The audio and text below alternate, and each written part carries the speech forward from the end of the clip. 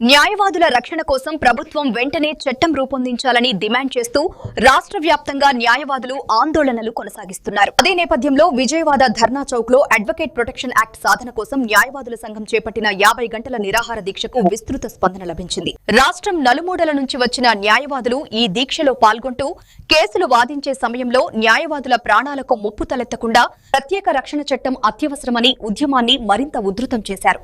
ప్రత్యర్థుల దాడులతో ఇప్పటి వరకు వందలాది న్యాయవాదులు ప్రాణాలు కోల్పోయినా ప్రభుత్వం చట్టం తీసుకురావడంలో మీనమేషాలు లెక్కిస్తోందని వారు తీవ్ర ఆవేదన వ్యక్తం చేశారు. కర్నూలు, డోన్ ప్రాంతాల నుండి న్యాయవాదులు కాలినడకన వచ్చి దీక్షా శిబిరంలో చేరడం ప్రత్యేక ఆకర్షణగా నిలిచింది. నిర్భయ ఘటన తర్వాత అమలైన నిర్భయ చట్టం లాగానే న్యాయవాదుల రక్షణ చట్టం అమల్లోకి వచ్చే వరకు పోరాటం ఆగదని న్యాయవాదులు స్పష్టం చేశారు. ఈ కార్యక్రమంలో వివిధ జిల్లాల నుండి పలువురు న్యాయవాదులు నిరాహార దీక్షలో పాల్గొన్నారు.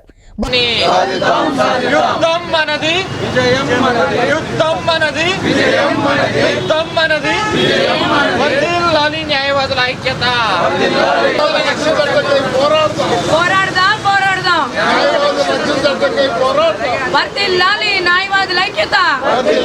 ఇక్కడ మేము న్యాయవాద పరిరక్షణ చట్టం అమలు చేయాలని తీసుకురావాలని మేము కోరుతున్నాం. చాలా కాలం నుంచి చూస్తూ ఉన్నాం. కొన్నిసార్లు కొంతమంది కోసం నిలబడినప్పుడు మా ప్రత్యర్థులు మా ప్రాణాలు తీస్తున్నారు. మీ అందరికీ తెలిసిన ఉదాహరణ వామన్ రావు దంపతులు. భార్య భర్త ఇద్దరు కూడా హైదరాబాద్ హైవే మీద రోడ్డు మీద వెళ్తుంటే కారు ఆపి నరికి చంపేశారు. డే లైట్, పట్ట పగలు. ఇలాంటి సంఘటనలు తమిళనాడులో అయితే ఇంకా కోకోలలో. ఎందుకు జరుగుతుంది ఈ దాడులు? ఇలా జరుగుతుంటే ఎలా బతకాలి? యాక్చువల్గా కోర్టులో కేసులు కానీ, సివిల్ కేసులు కానీ, క్రిమినల్ కేసులు కానీ ఏదో ఒకవైపు వాదించవలసిన బాధ్యత చట్టపరంగా మాకుంది. మరి మేము బాధిస్తే, మా ప్రాణాలు తీసేస్తే దానికి ఇక పరిష్కారం ఏది? అందుకనే న్యాయవాద పరిరక్షణ చట్టం కావాలని మేము అడుగుతున్నాం. కనీసం మన స్టేట్ వరకు దీని మీద గతంలో రాజస్థాను తీసుకొచ్చింది, అది సవ్యంగా లేదు, అమలు జరగట్లేదు. కర్ణాటక కొంతవరకు బెటర్. కర్ణాటక తన సొంత స్టేట్లో అమలు చేసింది. బార్ కౌన్సిల్ ఆఫ్ ఇండియా ఒక చట్టాన్ని తయారు చేసింది. దాన్ని అమలు చేయడం కానీ, చట్టం పెట్టడానికి కానీ ఇప్పటిదాకా మన పాలకులు మీనమేషాలు లెక్క పెడుతున్నారు. ఈ మీనమేషాలు లెక్క పెట్టే క్రమంలో వందలాది న్యాయవాది ప్రాణాలు గాల్లో కలిసిపోతున్నాయి. కనుక మాకు రక్షణ కావాలి. మేము వృత్తి చేసుకునే హక్కు రాజ్యాంగంగా మాకు ఇచ్చింది. మరి మా వృత్తి మేము ధైర్యంగా, డిగ్నిటీగా, మర్యాదగా చెయ్యాలంటే న్యాయవాద పరిరక్షణ చట్టం కావాల్సిందే. అందుకోసం మా మిత్రులు మొన్నైతే కర్నూలు నుంచి, డోన్ నుంచి కృష్ణప్రసాద్ గారు, ఈశ్వరయ్య గారు కాలినడకతో ఇక్కడ దాకా పాదయాత్ర చేశారు. మళ్ళీ ఇప్పుడు వివిధ బార్ల నుంచి వచ్చిన న్యాయవాదులతోటి ఇక్కడ కూర్చుని ఈ 2 రోజులుగా ధర్నా చేస్తున్నాం. ఇది ఇక్కడతో ఆగదు. నెక్స్ట్ అల్టిమేటం మళ్ళీ కొనసాగుతుంది. ఎంతవరకు అంటే చట్టం వచ్చేంత వరకు యుద్ధం చేస్తూనే ఉంటాం. యుద్ధం చేయడం వల్ల మాత్రమే మాకు సాధ్యమవుతుందని నమ్ముతున్నాం. కనుక మీడియా మిత్రులు, ప్రజలు మాకు సహకరించవలసిందిగా, మీ తరపున కేసులు చేయాలంటే మాకు రక్షణ కావాలి. కనుక ఈ చట్టం తేవాలని మీరు కూడా మాతో గొంతు కలపమని మేము మీ అందరినీ సవినయంగా కోరుకుంటున్నాం. చట్టంతో సంబంధించి ఏంటంటే మాకు సంబంధించి మా మీద జరిగే దాడులకి ప్రత్యేకమైన చట్టం ఉంటుంది. ఉదాహరణకి గతంలో మహిళల మీద దాడులకి అనేక మార్లు పెరిగిన తర్వాత ఢిల్లీలో జరిగిన తర్వాత అభయ పేరుతోటి చట్టంలోనూ అనేక మార్పులు తీసుకొచ్చే ఒక చట్టం వచ్చింది. దానివల్ల ఇండియన్ పీనల్ కోడ్లో వాటిలో చాలా మార్పులు వచ్చాయి. దానికి ప్రత్యేకమైనటువంటి రక్షణ కల్పించడం జరిగింది. అలాగే ఈ దేశంలో అంత మునుపు ఎస్సీ ఎస్టీ వాళ్ళ మీద జరిగే దాడులకి స్పష్టమైనటువంటి యాక్ట్ లేకపోతే ఎస్సీ ఎస్టీ అట్రాసిటీస్ యాక్ట్ తీసుకొచ్చారు. అంటే ఎక్కడ దాడులు జరుగుతున్నాయో, ఎక్కడ అన్యాయం జరుగుతుందో అక్కడ మాట్లాడడం కోసం ఒక చట్టం. అలాగే మాకు ఒక చట్టం కావాలని కోరుతున్నాం, మాకు సపరేట్ రక్షణ కావాలని కోరుకుంటున్నాం. ఆ చట్టం బార్ కౌన్సిల్ ఆఫ్ ఇండియా వాళ్ళు పెడితే దాన్ని అంగీకరిస్తే మా సూపరింటెండెంట్ ఆఫ్ పోలీస్ స్థాయిలో మేము పెట్టే కేసులు విచారించడం జరుగుతుంది, న్యాయబద్ధంగా జరుగుతుంది. దాంట్లో డ్యూటీలో ఉన్నప్పుడు జరిగినప్పుడు డ్యూటీలో కానీ ఆ క్రమంలో కానీ అన్యాయం జరిగితే దానికి సంబంధించి తీవ్ర శిక్షలు కూడా చట్ట ప్రకారం విధించబడతాయి.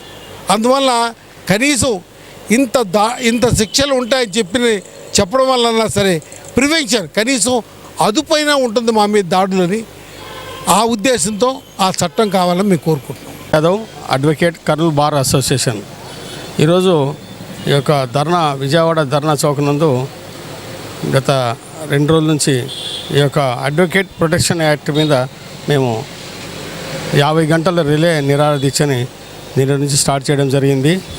ఈ యొక్క అడ్వకేట్ ప్రొటెక్ట్ యాక్ట్ యొక్క ముఖ్య ఉద్దేశం ఏమంటే న్యాయవాదులు రకరకాల కేసుల్లో తన యొక్క సుదీర్ఘ ప్రాసెస్లో చాలా అవసరమైనటువంటి ఇబ్బందుల్ని ఎదుర్కొంటున్నారు. ఎందుకంటే అది ఒక ప్రభుత్వ పరంగా అయితేనేమి, ప్రభుత్వం ఏదైనా అగ్రెస్ట్ కేసు వేస్తే అయితేనేమి, లేదా ఏదైనా ఎగ్జిక్యూటివ్ సంబంధించి అయితేనేమి, లేదా ఏదైనా సివిల్ డిస్ప్యూట్ సంబంధించినటువంటి పల్లెల్లో ఉన్నటువంటి అలిగేషన్స్ సంబంధించినటువంటి ప్రాపర్టీ కేసులు అయితేనేమి, రకరకాలుగా ఈ యొక్క కేసుల్ని కోర్టు ద్వారా మేము ఆ యొక్క కేసులకు ఫైట్ చేస్తుంటాము. దాంట్లో భాగంగా అక్కడ ఉన్నటువంటి మా యొక్క క్లయింట్లు అయితేనేమి, అదేవిధంగా జ్యుడిషియల్ సంబంధించిన అయితే దాంట్లో అయితేనేమి, ఎగ్జిక్యూటివ్ సంబంధించి అయితే ఒత్తిళ్ళు ఎక్కువ గురవుతుంటాయి. దాన్ని ఎమోషనల్గా ఉంటూ మా యొక్క ప్రతివాదులు మా మీద దాడి చేసే ప్రయత్నము చాలా చోట్ల జరుగుతున్నాయి. దాంట్లో భాగంగా ఈ యొక్క పోలీస్ వ్యవస్థ అనేది ముఖ్య భాగం. ఎందుకంటే అక్కడ లోకల్గా ఉన్నటువంటి పోలీస్ వ్యవస్థ అక్కడ ఉన్నటువంటి వాటికి అనుకూలంగా ప్రవర్తిస్తూ అడ్వకేట్ కూడా రక్షణ లేకుండా, అంటే అడ్వకేట్ చాలా సమస్య అని మేము కులసంఘంగా అక్కడ వివరించినప్పటికీ వాటిని మా యొక్క ప్రతివాదిని రెచ్చగొట్టే ప్రయత్నం చేస్తూ మా మీదకే ఉసిగొల్చే ప్రయత్నం పోలీస్ వ్యవస్థ కూడా దీంట్లో ఒక భాగమని నేను తెలియజేస్తున్నాను.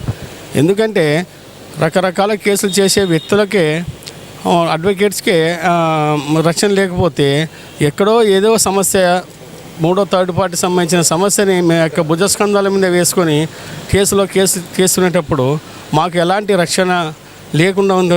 కాబట్టి ఇలాంటివి చాలా చోట్ల బయటికి రాని సమస్యలు చాలా ఉన్నాయి అడ్వకేట్ మీద జరిగిన దాడులవి. కాబట్టి ఇప్పటికైనా కూడా ప్రతి ఒక్క వ్యవస్థకి ఏదైతే రక్షణ ఉందో అడ్వకేట్లకు కూడా రక్షణ కల్పించాలని మేము ఈ యొక్క ఆంధ్రప్రదేశ్లో ఈ యొక్క ప్రభుత్వానికి, అదేవిధంగా సీజీఐ కూడా ఈ యొక్క ఉద్యమం ద్వారా మేము విరమించుకుంటున్నాము. ఇది 2వ స్టెప్పు. ఫస్ట్ స్టెప్ వచ్చేసి మా మిత్రులు ఇద్దరు, కృష్ణమ్మ ప్రసాద్ సారు, అదే ఈశ్వరయ్య సారు, కర్నూలు జిల్లా డోన్ నుంచి కూడా పాదయాత్రగా 400 కిలోమీటర్లు పాదయాత్రతో ఈ యొక్క ఉద్యమాన్ని స్టార్ట్ చేశారు. తర్వాత ఈ యొక్క 2వ ఫేజ్ 50 రోజుల రిలే నిరాహార దీక్షతో 3వ తేదీ నుంచి 5వ తేదీ మధ్యాహ్నం వరకు ఇక్కడ కార్యక్రమం చేపడుతున్నారు. ఈ యొక్క కార్యక్రమం రేపటితో అయిపోయిన తర్వాత మళ్ళీ నెక్స్ట్ ఫేజ్ ఏ విధంగా అయితే మనం ఈ ఉద్యమాన్ని ముందు తీసుకెళ్లాలనే ఆలోచనతో ఈ కార్యాచరణ ఉంటుంది. ఎందుకంటే ఇప్పటికే మన ఈ యొక్క అడ్వకేట్ ప్రొటెక్ట్ యాక్ట్ రాజస్థాన్ అయితేనేమి, కర్ణాటక అయితేనేమి, కేరళ అయితేనేమి ఈ మధ్యకాలంలో మా మిత్రులు పాదయాత్రగా చేపట్టినప్పుడు పక్కన ఉన్నటువంటి ఉమ్మడి ఆంధ్రప్రదేశ్ ఉన్నటువంటి తెలంగాణలో అల్లంపూర్ బార్ అసోసియేషన్ నుంచి కూడా కొంతమంది మిత్రులు ఈ యొక్క యాక్ట్ మా స్టేట్లో కూడా చేయాలని చెప్పేసి వాళ్ళు పాదయాత్ర చేపట్టిన 3వ రోజే గవర్నమెంట్ ఇక్కడ ఉన్నటువంటి ప్రభుత్వము, రేవంత్ రెడ్డి గారి ప్రభుత్వము దూతల ద్వారా మీ యొక్క సమస్యల పరిష్కారానికి మేము ఒక కమిటీ వేసి దాన్ని కూలసంఘంగా పరిశీలించి మీ యొక్క యాక్ట్ అమలు పరుస్తాము అని చెప్పేసి హామీ ఇచ్చి విరమింపజేయడం జరిగింది. కాబట్టి ఈ విధంగానే మన ఏపీ గవర్నమెంట్ కూడా మా యొక్క న్యాయవాదుల ప్రొటెక్ట్ యాక్ట్ కోసం ఏదైనా కమిటీ నియమించి మా ద్వారా దాని యొక్క సమస్యలు తెలుసుకొని త్వరగా ఈ యొక్క కార్యక్రమాన్ని చేస్తే కూడా గవర్నమెంట్ కూడా ధన్యవాదాలు తెలియజేస్తున్నాము.